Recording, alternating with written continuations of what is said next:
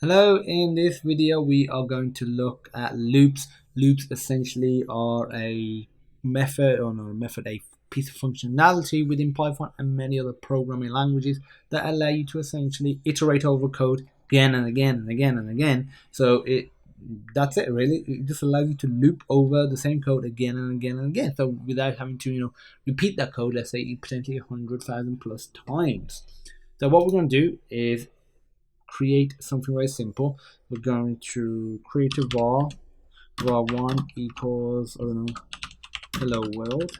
And then the format of a loop, there's actually a couple of different types of loops. The first one is for, so you just do for, and now there's two parts to this. First, just write in.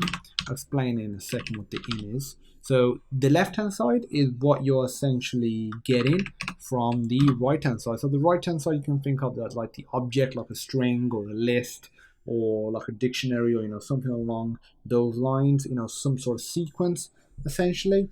And now what we're going to do is put the string name, so var1, and so for letter, actually it might be a character potentially. So for character in var1, character is just a name that we made up. So for every character in var1, that's what this is doing. And you just put a colon, and then here, make sure it's indented, very similar to decision making. Just put a print, and we are going to print the letter.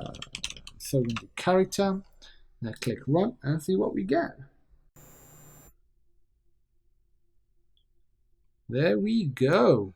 We are now done. So it says hello world. So you can also iterate using sequence indexes as well. So you can essentially provide a index for a particular sequence, such as a list, for example.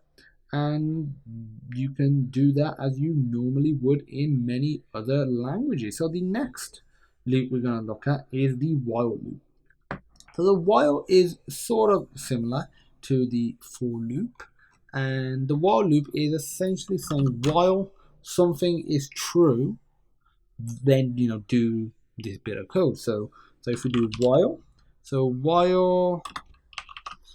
just, you can enclose this in brackets as well. I don't recommend closing in brackets. So while, let's say for creating a variable var2 equals 100. So while var2 is less than 200, let's do less than 110. Less than 110, do colon, and what we're going to do is print.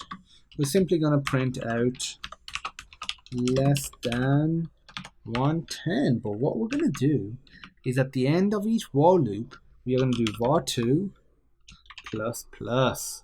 So this will actually increment our, now let's do this operator, the one we've already learned about. So we are going to increment it by 1 at the end of each loop. So we'll have a run, see what result we get.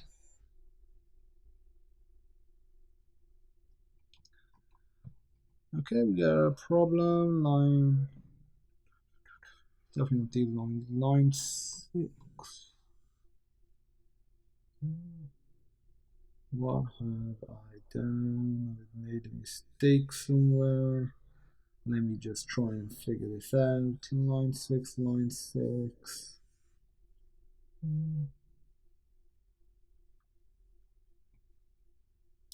I think it's this. You can't actually have brackets. I mean, that's just my bad.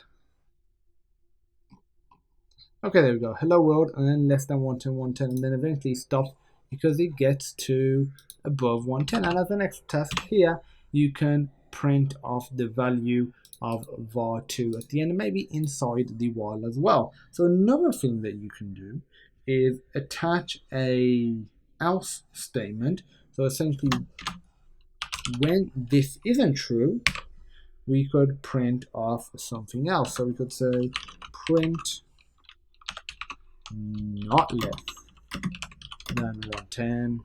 So if we run it, see what we get.